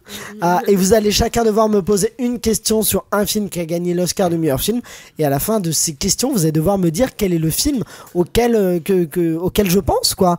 J'ai pas compris. Chacun me pose une question, je réponds par oui ou par non. Par exemple, est-ce que c'est une comédie, je sais pas, est-ce que c'est un film machin. Chacun a le droit à une question et à la fin de toutes vos questions, vous allez devoir me dire de quel film j'ai sous les yeux qui a gagné l'Oscar du meilleur film une année. Voilà. C'est tout simple. Elsa, à toi de commencer. Alors, la première question. Est-ce que c'est un film qui a gagné l'Oscar du meilleur film après les années 2010 ? Non. Julien. Est-ce que c'est un film tiré d'un livre ? Je sais pas, et je vais vérifier dans un instant. Louise, en attendant. Oh là, je suis. J'ai l'impression que Louise, elle est souvent prise au dépourvu quand même. Hein. C'est vrai ? C'est à brûle pour point, j'ai pas compris. Non, ça n'a pas été adapté d'un livre. Oui, attends, j'ai pas compris ton expression. Moi non plus. Brûle pour point. Moi, on me critique. On m'a critiqué. Non, moi je connaissais, mais. Non, c'est pas du Nord, c'est juste vieux. Bon, bah, Léo, en attendant. Ça n'a pas été adapté d'un livre, c'est la réponse à Julien. Est-ce que c'est Titanic ? Non, mais faut pas faire de proposition. C'est quoi le jeu déjà? Non, j'ai une question. Non, laisse-moi finir. Attends, t'as perdu. Non, s'il te plaît, Aurélien, nous pénalise pas nous trois à cause de cet abruti. J'ai fait une blague à cause de cet abruti, mais tu es viré de cette émission, Julien. Est-ce que c'est un film qui est sorti avant les années 2000? Non. Louise. J'allais poser la même question. Louise, à chaque fois, il y a un problème qui la perturbe. Est-ce que. Attention, c'est la dernière question. Ouais, j'ai trop la pression. On n'a pas dit 2 questions chacun. J'ai dit, peut-être 2 si c'est trop compliqué. Ouais, parce que là. Déjà, Louise, elle passe 3 heures à poser sa première question. J'ai envie de mourir. Est-ce que c'est pré-années 80? Mais non. C'est entre 2000 et 2010. Ah merde. Ouais. Oh putain. La réponse est non. Allez. Non mais demande le genre. Non mais vas-y, j'arrête de jouer moi. Vas-y, allez. Bon, réfléchis. T'as 2 questions encore, Louise. Merci. On va revenir vers Elsa pour sa deuxième question. J'accorde une deuxième question. Est-ce que c'est adapté d'une histoire vraie? Putain, disons, vous me posez des questions. Mais oui, mais je crois pas. T'as rien préparé. Mais t'as rien préparé. Tu te moques, mais tu sais pas en fait. Non, mais parce que vous me posez des questions inattendues quand même. Non, ce n'est pas adapté d'une histoire vraie. Si tu veux savoir, Seigneur des Anneaux, c'est pas adapté d'une histoire vraie. Et c'est pas adapté. Et tu viens de perdre ta deuxième question. Est-ce que ça parle de sport? Non, pas de sport. Non, je pense à $1 Million Baby. Ah non, mais ne regardez pas sur vos portables. Hein. Non, j'ai vérifié avant que tu. Attends. On ne touche pas à ces portables, Louise. J'ai envie de mourir. Est-ce que c'est un drame? J'ai beaucoup envie de mourir. Ouais, plutôt. C'est un drame. C'est pas le genre principal. Non, mais il faut que tu trouves le film. On s'en fout qu'ils te disent oui à une de tes questions. Léo, dernière question. Moi, ma dernière question. Attends, c'est chaud là. Faut que je réfléchisse. Est-ce que c'est un film sorti entre 2000 et 2005? Non, la réponse est non. C'est entre 2005 et 2010 du coup. Exactement. Alors, est-ce que vous avez une proposition à me un peu soumettre? Drama entre ouais. Je vais dire Avatar. Alors Avatar 2009. Donc vous êtes tous d'accord là-dessus? Avatar a pas gagné meilleur film. C'est des mineurs qui avaient gagné en 2010. On a le droit de faire plusieurs propositions. N'importe quoi alors. Allez, vous avez le droit à 3 propositions. Laisse-moi réfléchir à la réponse. Non mais laisse-nous, on n'a pas 3 heures, Elsa. Oui, mais est-ce que c'est Pouic Pouic? C'est ça, attendez. Moi j'en connaissais 3. Du coup, apparemment, c'est ni le Seigneur des Anneaux, ni Slumdog Millionnaire. Je crois que 2005, c'est Collision ou Crash. Moi, je sais pas du tout. Ou non, Crash, c'était 2005. Voilà, donc Crash. On n'est pas sur. 2006, ça peut être. Ils vont faire toutes les années. Mais il y a pas Slumdog Millionnaire quelque part? Je crois que c'est. Ouais, il doit être. Je crois que c'est 2008 ou. Moi, je propose Slumdog Millionnaire. Ouais, moi aussi, je suis d'accord. Mais c'est pas une histoire vraie. Non, c'est une histoire vraie. C'est une histoire vraie. Ouais, c'est une histoire vraie. Et après, je sais pas en fait, après les autres films. Comme vous pouvez le constater. Vous avez 10 secondes pour faire 3 propositions. Inception. Non, il a pas gagné. La première, c'est Inception. Non, ça peut pas être. Slumdog Millionnaire. Deuxième, c'est Slumdog. Trop tard. 2008. Une troisième. There Will Be Blood. There Will Be Blood. C'est une histoire vraie aussi. Oh, ok, j'ai une dernière proposition. No Country for All Men. Non plus. Allez, pour trouver. C'est trop dur, c'est horrible. Mais je vous donne un dernier indice. Mais c'est grave dur, Aurélien. Un indice musical pour le dernier. Ah, c'est pas les départs. Oui. C'est les infiltrés, voilà. Les infiltrés, c'est moi qui l'ai dit. Les déportés, elle m'a sorti. Non, parce que le titre en anglais, c'est The Departed. Oui, Departed, oui. Departed, eh ben, dis donc, ça a été un peu laborieux. Mais c'est horrible comme jeu. Ouais, c'est super dur, on ne refait jamais ça. Moi, j'ai trop chaud là. Moi, vous avez usé toutes mes connaissances en Oscar. Hein. Ouais, là, c'est bon, moi aussi. Hein. Eh bien, c'était pas glorieux. Passons aux Oscars, je pense pas que ce serait si laborieux. C'est trop dur. Surtout que ça t'a stressé. C'était horrible. Ouais, mais moi, je suis pas bien là. T'étais angoissé un peu. Toujours. On refera ça une fois. Non, on refera pas. C'est trop bien. Par pitié, non. Je trouve ça rigolo. À la limite, on peut refaire un jeu du bluff si tu veux, mais ça, c'était vraiment un enfer. Restons sur les Oscars, mais cette fois les Oscars 2019, avec 10 nominations. Donc je vais vous donner les films les plus nommés. Donc on a parlé de La Favorite, qui a 10 nominations. Il y a Roma aussi, qui a 10 nominations. Ensuite, il y a 8 nominations. Il y a Star is Born et Vice. Et 7 nominations pour Black Panther. Allez, on va commencer avec Julien. Quels sont tes avis sur, je sais pas, sur ces films-là lesquels voudrais-tu voir gagner l'Oscar du meilleur film, par exemple?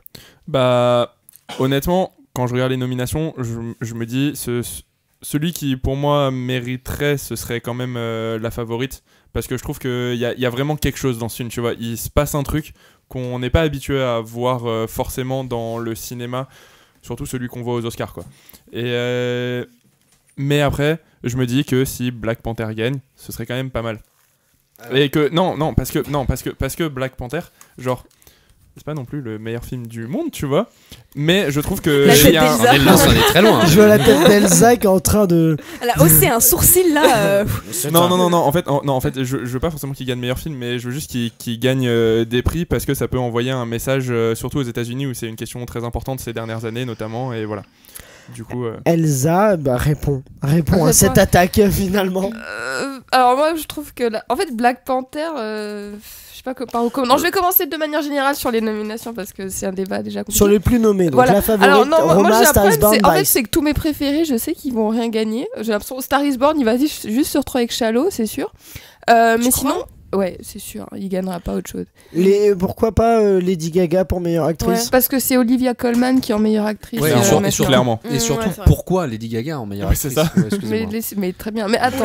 Oula, je sens la colère. Bon, alors parlons de celui qui va gagner plein de choses, c'est Roma.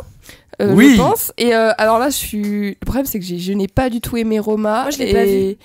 Et je suis assez déçue. De toute façon, moi, je trouve que de manière générale, c'est un meilleur cru que l'année dernière. Je trouve que les films de l'année dernière, à part Dunkerque et moi Tonia.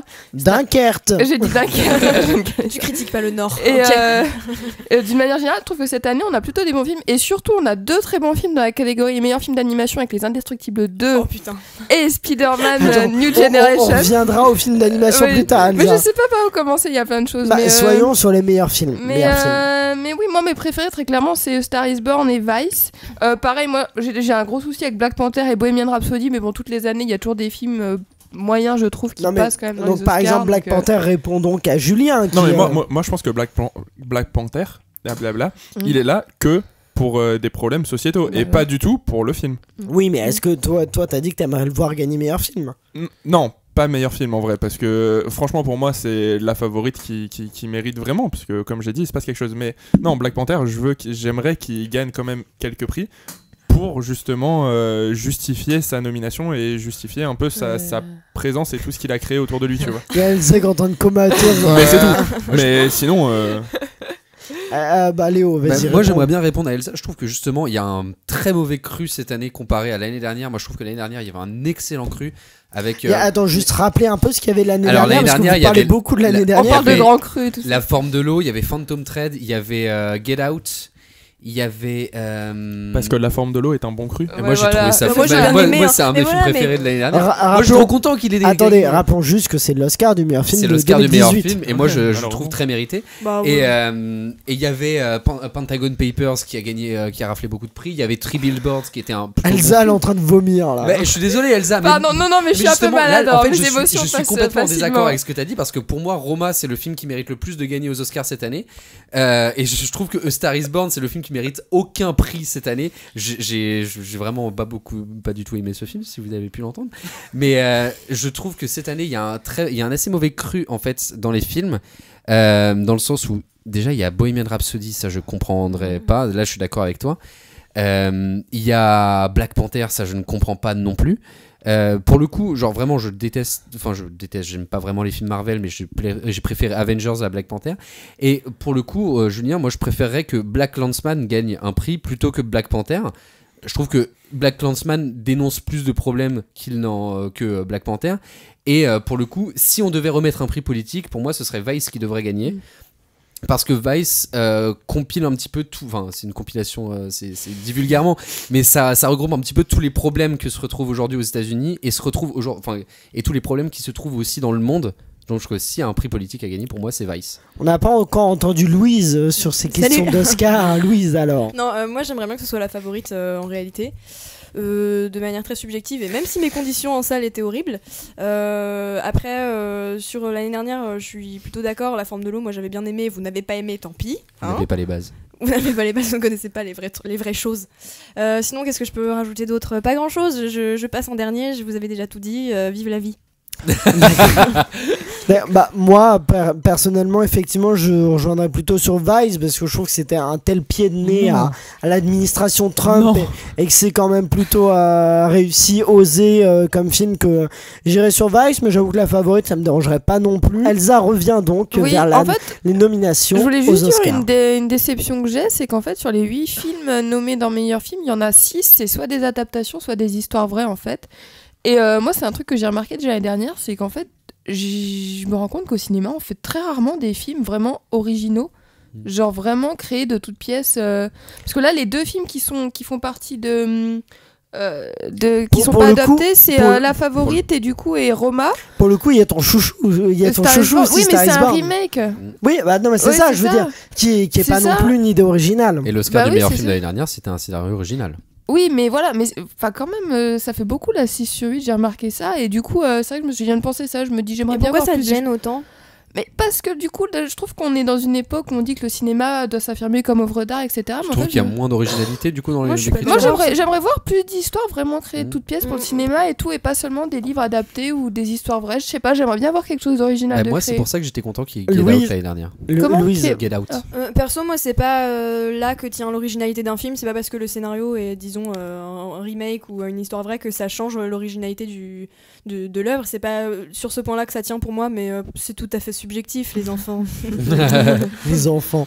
Oui, Léo. Moi je trouve que le vrai truc, le vrai scandale qu'il y a cette année aux Oscars, même si je vais pas parler du fait qu'il n'y ait pas Ready Player One dans toutes les catégories. Ouais, putain, c'est vrai. Même dans effets spéciaux. Il y est dans effets spéciaux quand même. Mais tu vas voir, c'est Black Panther qui va gagner. Non, mais c'est pas Black Panther, il est pas dans effets spéciaux. Ah bon? Dans effets spéciaux, il y a First Man, Avengers. Il y a Avengers. Ouais, Ready Player One. J'espère que ça sera Ready Player One. Solo. Ouais, non, moi j'espère aussi parce que ça mérite. Surtout que Solo, les effets spéciaux sont terribles. Ah, la Sono, elle était pas terrible en plus. Waouh, j'adore les blagues.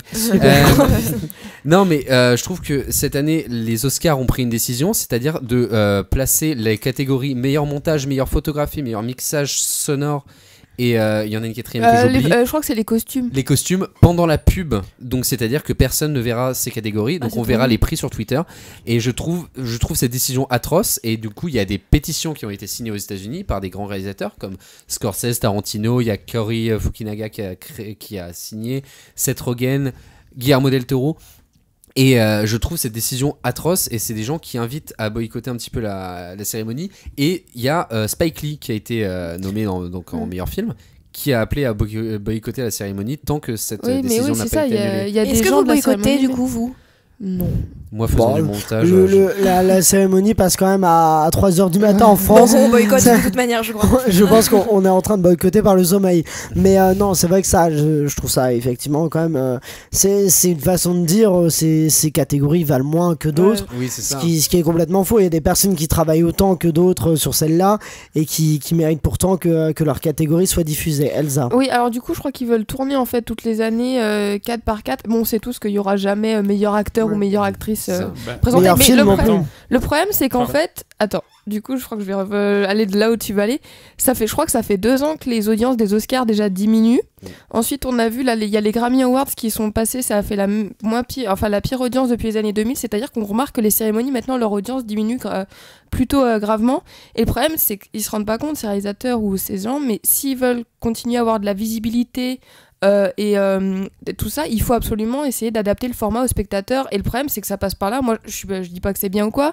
Enfin, je trouve que c'est pas bien, mais le problème, c'est qu'il faut se rendre compte de la réalité aussi des spectateurs. Le problème est là. Ouais, mais sauf que du coup, ça essaye de tanguer vers une espèce de cérémonie populaire. Ce qu'essayent de faire les Césars cette année et ce qu'ils ont fait l'année dernière en mettant le prix du meilleur film populaire. Bon, après ça, c'était le débat de la semaine dernière. Ouais, donc pardon, excuse-moi. Ne revenons pas là-dessus. Et du coup, les Oscars font pareil. Elsa voulait parler des meilleurs films d'animation. Parlons-en. Dans les nommés, il y a Les Indestructibles 2, L'île aux chiens, Mirai, ma petite sœur, Ralph, Point de Zéro et Spider-Man New Generation. Je sais pas, Elsa, qu'est-ce que tu voulais dire? Moi, je suis très content. Je trouve que Spider-Man et Les Indestructibles sont deux très bons films qui auraient pu avoir leur place dans meilleurs films tout court, je pense. Peut-être pas pour Spider-Man, mais. Moi, L'île aux chiens, je l'aurais mis dans meilleurs films. Pour Les Indestructibles non plus. Moi, oui, c'est vrai. Non, je suis d'accord, Les Indestructibles. Par rapport à Black Panther et Bohemian Rhapsody. Oui, c'est vrai que. Ok, ouais, vas-y, ok, c'est bon, t'as raison, Elsa, vas-y, c'est bon. Ready Player One. Non, mais voilà, mais du coup, pardon, vas-y. Non, j'allais juste dire, moi, Spider-Man New Generation, je trouve visuellement très beau, tout ça. Après, bon, dans l'histoire, vers la fin, il me perd un peu avec des trucs un peu plus clichés, alors qu'il est assez malin et original vers le début, mais c'est plus pour ça. Mais après, Ralph 2.0, pour le coup, je vois pas du tout pourquoi, parce que faut compléter les trous des catégories. Oui, c'est ça. Mais il y a d'autres choses. Parvana, pourquoi pas Parvana, je déjà parlé la dernière mission, mais Parvana aurait pu être très bien dans cette catégorie-là. Je pense que Paula aurait préféré voir Dragon 3 dedans. On l'a même pas vu, on pourra pas commenter.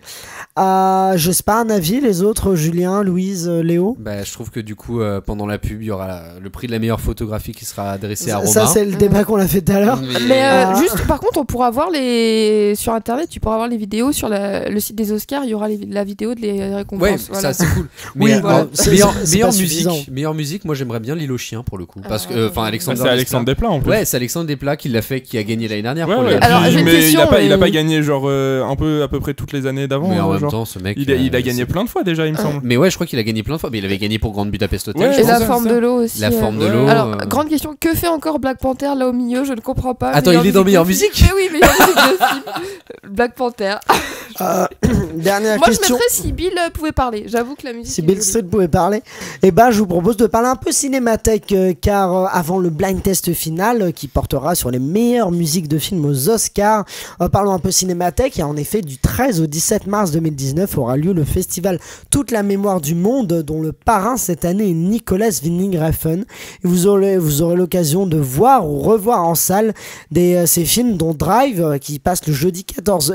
Putain, ma voix, c'est de bien en bien.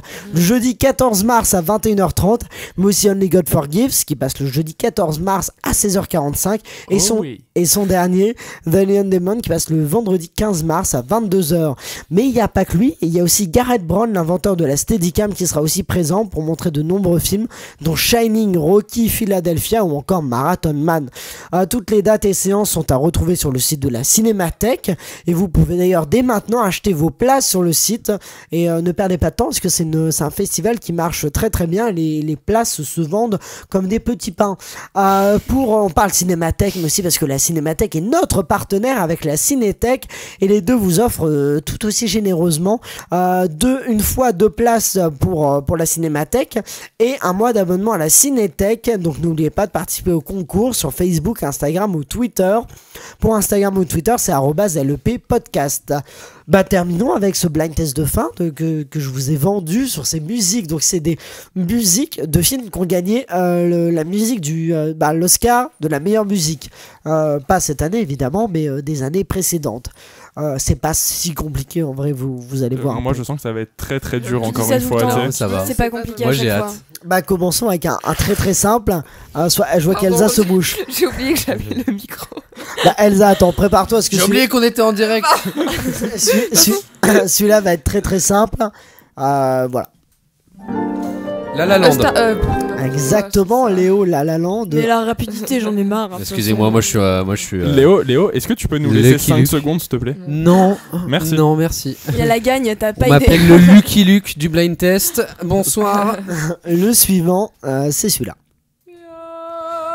Grande Budapest Hotel. Exactement. Mais non, mais là, moi j'abandonne. Plus rapide que mon ombre.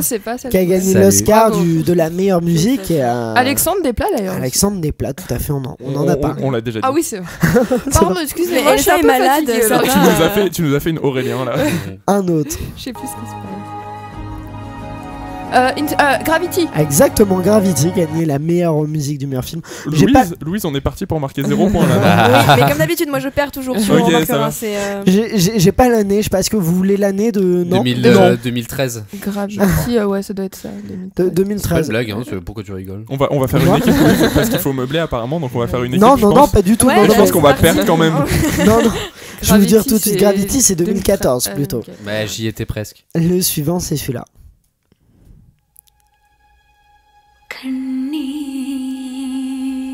Oula, je vois la tête en mode bah non. L'Odyssée de Pi. Exactement, l'Odyssée de Pi. Comment tu me saoules?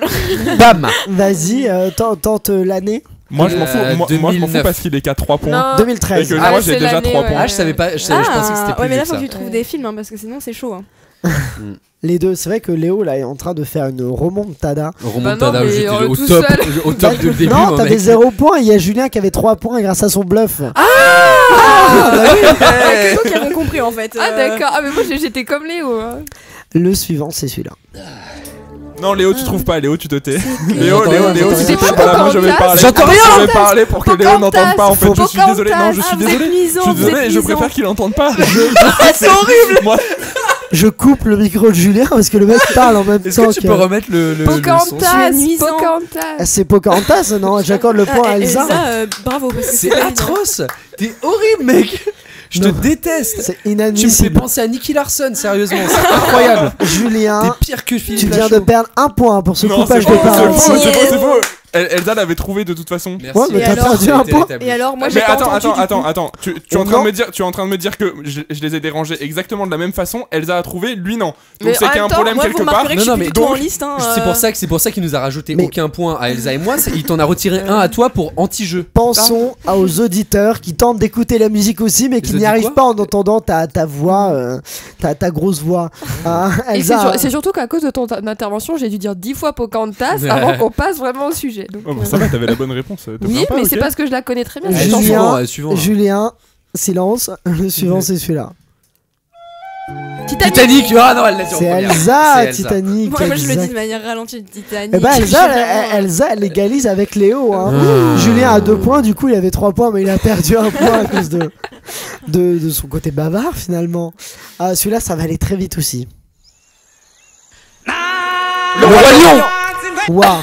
C'est compliqué là. Je crois qu'il y a égalité parfaite. Julien il a parlé plus fort, je vois qu'il fait, mais il t'a parlé plus fort. Non mais lui il a parlé plus tard que nous deux déjà. Non, moi je l'ai dit en même temps que vous. Vous êtes des enfants. Et ben je n'accorde le point à personne. Merci beaucoup. Le suivant. Je me fais voler en plus. Mais alors toi, tu vas te faire couper ton micro surtout. Il va te couper les fonds du coup. Le suivant c'est celui-là. Plus compliqué celui-là je pense. There Will Be Blood. Pas du tout. Out of Africa. Exactement. Oh bravo. Bien joué Louise. Attends. Est-ce que ce serait pas le premier point de Louise? Ouais. Merci à moi. J'adore ce film. On applaudit Louise. Qui est sur Netflix d'ailleurs. Ah bah super. Comme beaucoup de films. Hein. Le suivant, c'est celui-là. Ça va être rapide aussi, je pense. Les Dents de la Mer. Non. Ah non merde. Tu perds 1 point. Non, je rigole. Mary Poppins. Bah oui, Mary Poppins, évidemment. Mais les premières notes. Mais voilà, vous vous rendez compte comment je remonte là? Bah Louise, elle a déjà 2 points. Elle est à égalité avec Julien. Yes. C'est très fort. C'est. Celui-là maintenant.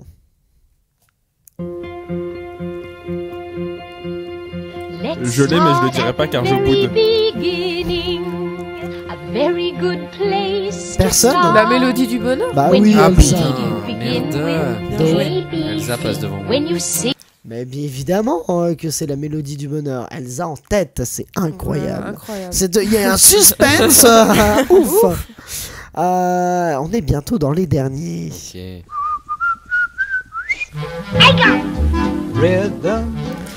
On est sur des films plus anciens. I Get Rhythm. Merde, c'est dans quoi? C'est dans Sing in the Rain, pardon. Non, mais c'est le titre de la musique, tout à fait, mais c'est pas dans Sing in the Rain. Un Américain à Paris. Exactement, un Américain à Paris. Moi, je l'accorderai à Louise parce que j'ai l'impression d'avoir Ça, c'est juste pour que je sois dernier. Tu l'as dit, toi? Tu l'as dit? Non, c'est juste pas du tout fair play, c'est tout. D'accord. Allez, c'est avant-dernier. The most beautiful sound I ever heard. Voilà, silence. C'est pas dans Boulevard du Crépuscule? Non. Ah non, c'est dans... Ah non, West Side Story, pardon. Bah oui, évidemment, West Side Story, Maria, vous l'avez pas Du coup, c'est ex-aequo là. Ex-aequo, Elsa. Moi, je Léo. pense, Louise, on les laisse se départager pour le Non, dernier. moi je joue, hein, désolé. Il reste 2 points, donc Louise peut se rattraper et toi aussi, Yes, Julien. Toi, tu peux égaliser, Julien, si t'as les 2 Ou autres. Elsa peut gagner facilement. Et Louise peut gagner, les 2 autres peuvent gagner aussi. C'est la guerre. Avant-dernier, c'est celui-là.